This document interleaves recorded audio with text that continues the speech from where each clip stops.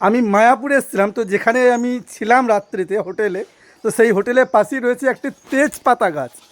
তো আমি দেখে ওই বাড়িতে চলে আসলাম। আচ্ছা, তেজপাতা গাছটা কি তোমাদের? হ্যাঁ আমাদের। তা আমি কটা তেজপাতা নিয়ে যেতে পারি? হ্যাঁ নিতে হবে, কোনো অসুবিধা নেই তো? না অসুবিধা নেই। তো এই ভাইদেরই গাছ, তো ভাইয়ের কাছে একটু অনুমতি নিলাম যেহেতু ওদের বাড়ির গাছ। তো আজকে আমি নিজের হাতে তেজপাতা পেরে নিয়ে যাব, কারণ আমরা হয়তো দোকান থেকে 2-5 টাকায় অনেক তেজপাতা কিনতে পারি, কিন্তু নিজের হাতে থেকে যে পেরে নিয়ে যাওয়ার একটা অনুভূতি সত্যিই সেটা আলাদা। তো দেখি কতগুলো তেজপাতা আমি নিয়ে যেতে পারি। এই দেখুন গাছটা আমি দেখাবো একবার, অনেকেই হয়তো জানেন, বাট আমি প্রথম দেখলাম কিন্তু তেজপাতা গাছ।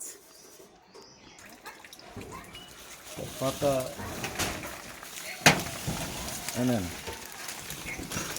কতদিন নেবেন নেন, ফিরে নেন।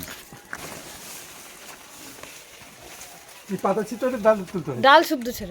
ডাল শুদ্ধ। হ্যাঁ ডাল শুধু ভাঙো, ছিঁড়ে নিয়ে ভাঙো। গেলে ভালো হবে। ওই যেগুলো একটু বয়স্ক বয়স্ক হয়ে দেখেছিল। মস্ত হয়ে গেলে সেইগুলো সেন্ট আছে, তাই না? এগুলো কি শুকাবে নাকি? হুম হুম।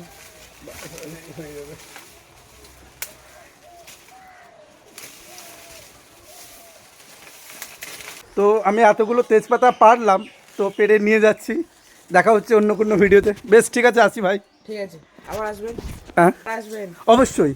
তো আবারও আসতে বললো ভাই, আবারও আসবো কোনো দিন, তো এদের বাড়িতে আসবো। দেখা হচ্ছে আবার অন্য কোনো একটা ভিডিওতে। রাধে রাধে।